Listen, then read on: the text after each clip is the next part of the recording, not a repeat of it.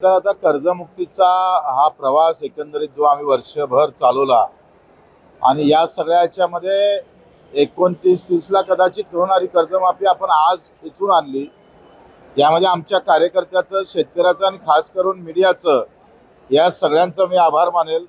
आमचे राजूजी शेट्टी असेल, वामनराव चटप असेल किंवा महादेवराव जानकर, नवलेजी असेल, याच्यासह जे प्रहारच्या कार्यकर्त्यांना जे मेहनत घेतली आणि सातत्यानं 1 वर्ष असं नाही आहे का एका ठिकाणी आंदोलन केलं, 2 दिवस आंदोलन केलं, आम्ही संपवलं असं नाही।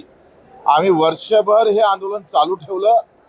350 सभा, किमान 500-600 किलोमीटरचा पैदल प्रवास, एकूण 10 ते 11 दिवसाचं अन्नत्याग आंदोलन आणि त्यानंतर नागपूरचा चक्काजाम।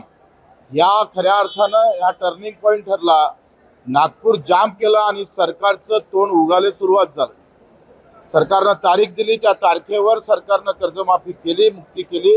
म्हणून सरकारचं मी आभार मानतो। याच्यामध्ये सगळ्यात मोठा वाटा एकनाथजी शिंदे साहेबांचा आहे। त्यावेळेस मीटिंग जेव्हा आमची सीएम साहेबांसोबत चालू होती तेव्हा अजितदादा पवार, देवाभाऊ फडणवीस आणि एकनाथजी होते आणि तेव्हा एकनाथजीनं जो रोल खऱ्या अर्थानं तिथं निभावला तो फार महत्त्वाचा होता आणि त्यामध्ये मोठा वाटा एकनाथजी शिंदे साहेबांचा आहे। आता तर मी देवाभाऊला पण त्यांचे आभार व्यक्त करेल। आता जुन्या कर्जदार जरी माफ झालं तरी नवीन जर कर्जदार असेल तर त्याला माफी मिळणार आहे। प्रोत्साहन निधीमध्ये काही अटी कमी झाल्या आहे, तरी सुद्धा मला असं वाटतं आता कर्जमुक्तीपेक्षा हमी भावाच्या लढाईला आम्ही सुरुवात करणार आहोत। कारण आखरी कर्जमाफीमध्ये डोक्यावरचा बोजा कमी होते, पैसे खिशात काही येत नाही आणि खिशातले येणारे पैसे सरकार कुठं थांबवते का याच्यावर आम्ही पूर्ण नजर ठेवणार आहोत। हमी भावाची लढाई अधिक मजबूत करणार आहोत आणि त्याच्यासाठी पूर्ण प्लॅनिंग आमचं तयार आहे। त्या पद्धतीने आम्ही समोर जाऊ। म्हणजे सरकारमध्ये राहून तुम्ही एमएसपी साठी पुन्हा एकदा नवा लढावंच लागेल। सरकार त्याच्यासाठी आहे आणि सरकारची कधी कधी कान उघडणे सामान्य शेतकरी मजुरासाठी करावं लागतं, ते आम्ही करत राहू। हो, मागे तुम्ही म्हटले की एकनाथ शिंदे यांना मुख्यमंत्री करण्यासाठी हे सगळं चाललंय, आता हे तुम्हाला तेच वाटतंय या नाही, मला असं वाटतं का आता कोणासाठी मुख्यमंत्री होण्यासाठी चाललंय हे महत्त्वाचा विषय नाही आहे। पहिले एकनाथजी ज्या भूमिकेनं समोर जात आहे तो विषय आमच्यासाठी महत्त्वाचा आहे आणि एक दिवस पुन्हा एकनाथजी शिंदे साहेबांचा आल्याशिवाय राहणार नाही, मुद्दाहून सांगतो।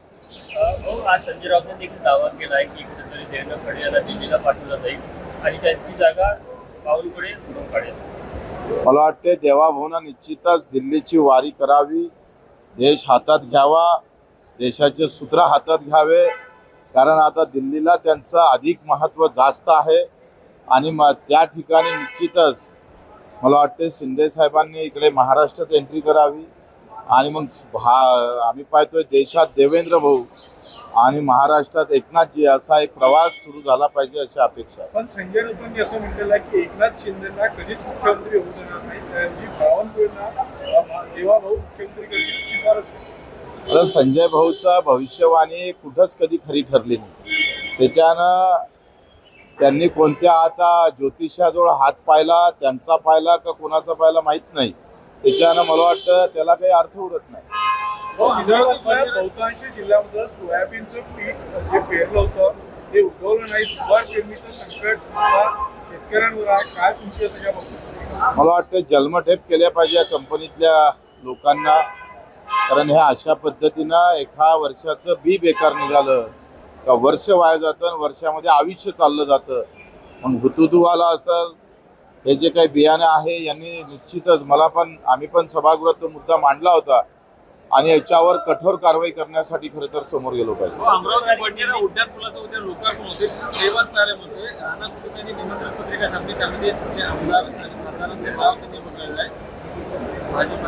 आता पत्रिकेवरचं नाव कोण टाकलं, काय टाकलं, एवढ्या चिल्लर गोष्टीत आपण जाण्यात काही अर्थ नाही। पूल होणं महत्वाचं आहे।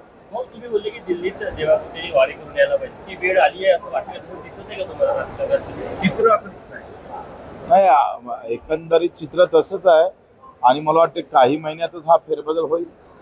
म्हणजे राज्यात एकनाथजींकडे बिलकुल मला वाटते तेच उचित राहील आणि ज्या एकनाथजी शिंदे साहेबांमुळे भाजपचं सरकार आलं, तो खऱ्या अर्थानं परोपकारी भावना भाजपनं ठेवली पाहिजे अशी अपेक्षा आहे.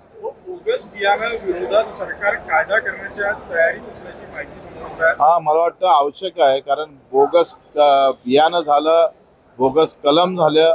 आता गलगलची कलम आल्यामुळं संत्रा उत्पादक शेतकरी जसा ठार झाला, तसं बियाणामुळे काल आम्ही ते गलगलच्या कलमीबाबत, कारण संत्रा उत्पादक आपली ओळखच संत्र्याची आहे नागपूर अमरावतीची, आणि या गलगलच्या कलमीमुळं आत्ता जे अडचणीत आलेला शेतकरी आहे याच्यावर निश्चित नियंत्रण आलं पाहिजे.